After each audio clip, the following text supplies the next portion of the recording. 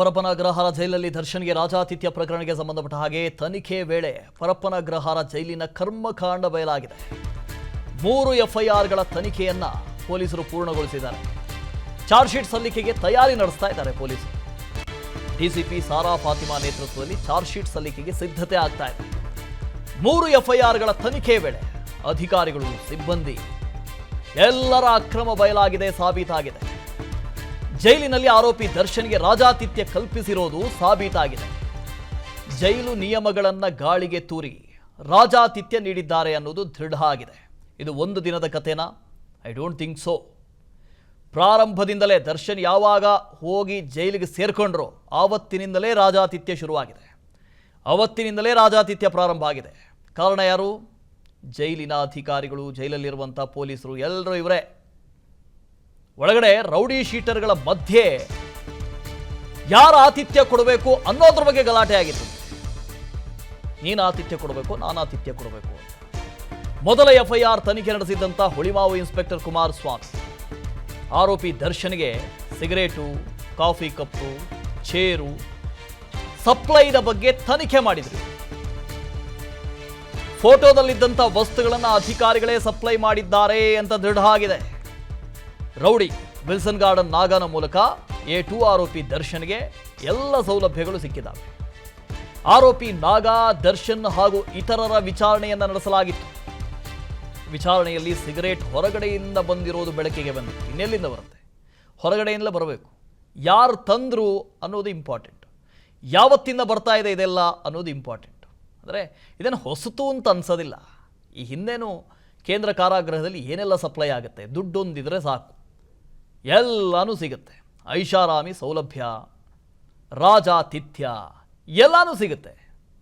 So ಇದು ಯಾವತ್ತಿಂದ? ಇದು ಒಂದೇ ದಿನದ್ದ? ಇದನ್ನು ತನಿಖೆ ಮಾಡಬೇಕು. ಎರಡನೇ ಎಫ್ಐಆರ್ ತನಿಖೆ ನಡೆಸಿದ್ದಂಥ ಬೇಗೂರು ಇನ್ಸ್ಪೆಕ್ಟರ್ ಶಿವಕುಮಾರ್ ಜೈಲಿನಲ್ಲಿ ಆರೋಪಿ ದರ್ಶನ್ ವಿಡಿಯೋ ಕಾಲ್ ಮಾಡಿದ್ದರ ಬಗ್ಗೆ ತನಿಖೆ ಮಾಡಿದ್ರು. ಒಟ್ಟು 3 ಎಫ್ಐಆರ್ ದಾಖಲಾಗಿತ್ತು. ಮೊದಲನೇ ಎಫ್ಐಆರ್ ರಾಜಾತಿಥ್ಯ ಸಿಕ್ಕಿದ್ದು ಹೇಗೆ? ಕಾಫಿ ಕಪ್ಪು, ಸಿಗರೇಟು, ಚೇರು ಇವೆಲ್ಲ ಎಲ್ಲಿಂದ ಸಿಕ್ಕಿತು. ಎರಡನೇ ಎಫ್ಐಆರ್ ಜೈಲಿನಲ್ಲಿ ಆರೋಪಿ ದರ್ಶನ್ ವಿಡಿಯೋ ಕಾಲ್ ಮಾಡಿದ್ರಲ್ಲ, ಅದು ಹೇಗೆ ಮಾಡಿದ್ರು? ಯಾರು ಫೋನ್ ಅದು? ಕಾರಾಗೃಹದಿಂದ ಸತ್ಯನಿಗೆ ಆರೋಪಿ ಧರ್ಮ ವಿಡಿಯೋ ಕಾಲ್ ಮಾಡಿದ್ದ. ಈ ವೇಳೆ ನಟ ದರ್ಶನ್ ಕೂಡ ವಿಡಿಯೋ ಕಾಲ್ನಲ್ಲಿ ಮಾತಾಡಿದ್ದ. ಅಕ್ರಮವಾಗಿ ಮೊಬೈಲ್ ಬಳಕೆ ಮಾಡಲಾಗಿತ್ತು. ಮೊಬೈಲ್ ಯಾರಿಂದ ಸಪ್ಲೈ ಆಗಿತ್ತು? ಯಾರು ಕೊಟ್ಟರು ಮೊಬೈಲು? ಅಧಿಕಾರಿಗಳೇ ಮೊಬೈಲ್ ಸಪ್ಲೈ ಮಾಡಿದ್ದಾರೆ. ಪರಪ್ಪನ ಅಗ್ರಹಾರ ಜೈಲಾಧಿಕಾರಿಗಳು ಕಳ್ಳಾಟ ಆಡಿದ್ದಾರೆ. ಎಲ್ಲ ದೃಢ ಆಗಿದೆ ತನಿಖೆಯಲ್ಲಿ. ತನಿಖೆ ಸಂದರ್ಭದಲ್ಲಿ ಧರ್ಮ, ಸತ್ಯ, ದರ್ಶನ್ನು ಎಲ್ಲರ ಹೇಳಿಕೆಗಳನ್ನು ದಾಖಲು ಮಾಡಿಕೊಂಡಿದ್ದಾರೆ ಪೊಲೀಸರು. ಚಾರ್ಜ್ ಶೀಟ್ನಲ್ಲಿ ಎಲ್ಲ ಅಂಶಗಳನ್ನು ಉಲ್ಲೇಖಿಸಿದ್ದಾರೆ ಪೊಲೀಸರು. ಇನ್ನು 3ನೇ ಎಫ್ಐಆರ್ ACP ಮಂಜುನಾಥ್ ಈ 3ನೇ ಎಫ್ಐಆರ್ಗೆ ಸಂಬಂಧಪಟ್ಟ ಹಾಗೆ ತನಿಖೆ ಮಾಡಿದ್ರು. ಜೈಲಾಧಿಕಾರಿಗಳ ವಿರುದ್ಧ ದಾಖಲಾಗಿತ್ತು 3ನೇ ಎಫ್ಐಆರ್. ತನಿಖೆಯಲ್ಲಿ ಅಧಿಕಾರಿಗಳು ತಮ್ಮ ಕಾರ್ಯವ್ಯಾಪ್ತಿಯನ್ನು ಮೀರಿ ಕೆಲಸ ಮಾಡಿದ್ದಾರೆ ಅಂತ ದೂರಿಕ್ಕಲಾಗಿತ್ತು. ಜೈಲಾಧಿಕಾರಿಗಳು ಅಕ್ರಮವಾಗಿ ಸೌಲಭ್ಯ ಕಲ್ಪಿಸಿರುವುದು ಸಾಬೀತಾಗಿದೆ. ಇದರಲ್ಲಿ ಜೈಲಿನ ಕೈದಿಗಳಿಂದ ಅಕ್ರಮ ಎಸಗುವುದಕ್ಕೆ ಕುಮ್ಮಕ್ಕು ನೀಡಿದ್ದು ಕೂಡ ಸಾಬೀತಾಗಿದೆ. ಲಂಚ ಪಡೆದು ಆರೋಪಿಗಳಿಗೆ ಜೈಲಿಗೆ ಸೌಲಭ್ಯ ಕಲ್ಪಿಸ್ತಾ ಇದ್ರು ಅನ್ನೋದು ಕೂಡ ದೃಢ ಆಗಿದೆ. SK ಮಂಜುನಾಥ್ ಇದ್ರ ಬಗ್ಗೆ ಡೀಟೇಲ್ಸ್ ಅನ್ನು ಕೊಟ್ಟು ಹೋಗ್ತಾರೆ. SK ಮಂಜುನಾಥ್, ಒಟ್ಟು 3 ಎಫ್ಐಆರ್ಗಳು ದಾಖಲಾಗಿದ್ವು. ಈ 3 ಎಫ್ಐಆರ್ಗೆ ಸಂಬಂಧಪಟ್ಟ ಹಾಗೆ ತನಿಖೆ ಆಗ್ತಾ ಇತ್ತು. ಈಗ ತನಿಖೆ ಮುಕ್ತಾಯ ಆಗಿದೆ ಅಂತ ತನಿಖೆಯಲ್ಲಿ ಏನೆಲ್ಲ ಅಂಶಗಳು ಬಯಲಾಗಿದ್ದಾವೆ?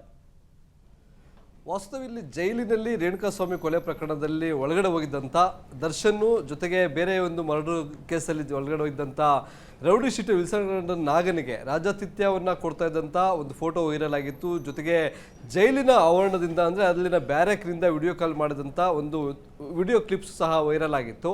ಇದಕ್ಕೆ ಸಂಬಂಧಪಟ್ಟಂತೆ ಪರಪ್ಪನ ಅಗ್ರಹಾರ ಪೊಲೀಸ್ ಠಾಣೆಯಲ್ಲಿ 3 ಎಫ್ಐಆರ್ ದಾಖಲಾಗುತ್ತೆ. ಅದರಲ್ಲಿ ದರ್ಶನ್ನು ಮತ್ತು ವಿಲ್ಸನ್ ನಾಗನ ವಿರುದ್ಧ 2 ಎಫ್ಐಆರ್ ದಾಖಲಾದ ಜೈಲು ಅಧಿಕಾರಿಗಳ ವಿರುದ್ಧ 3ನೇ ಎಫ್ಐಆರ್ ದಾಖಲಾಗಿತ್ತು.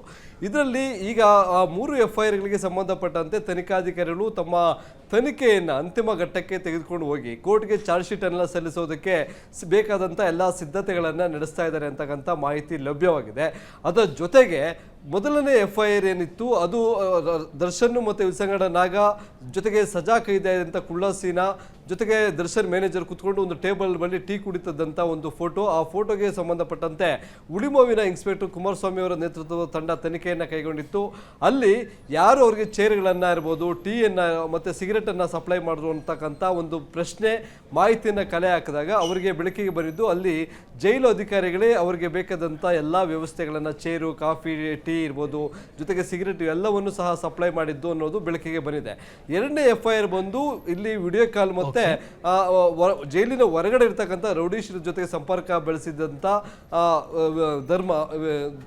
ಧರ್ಮ ಇಲ್ಲಿ ಧರ್ಮ ಮತ್ತೆ ಸತ್ಯನ ನಡುವೆ ಏನೊಂದು ವಿಡಿಯೋ ಕಾಲ್ ನಡೆಯುತ್ತೆ. ಅದಕ್ಕೆ ಸಂಬಂಧಪಟ್ಟಂತೆ ಯಾರು ಮೊಬೈಲ್ ಕೊಟ್ಟರು ಅನ್ನೋದಾದ್ರೆ ಅಲ್ಲೂ ಜೈಲಧಿಕಾರಿಗಳೇ ಮೊಬೈಲ್ ಅನ್ನ ಕೊಟ್ಟಿದ್ದಾರೆ. ಅದನ್ನ ಧರ್ಮ ಯೂಸ್ ಮಾಡ್ತಾ ಇದ್ದ. ಯಾವಾಗ ಈ ಹಗರಣ ಬೆಳಕಿಗೆ ಬಂತೋ ಆ ತೆಗೆದುಕೊಂಡಿದ್ದಂತ ಮೊಬೈಲ್ ಅನ್ನ ಒಡೆದಾಕಿ ಶೌಚಾಲಯದಲ್ಲಿ ಫ್ಲಶ್ ಮಾಡಿದ್ದಾನೆ ಅಂತಕ್ಕಂಥ ಮಾಹಿತಿ ಲಭ್ಯವಾಗಿದೆ.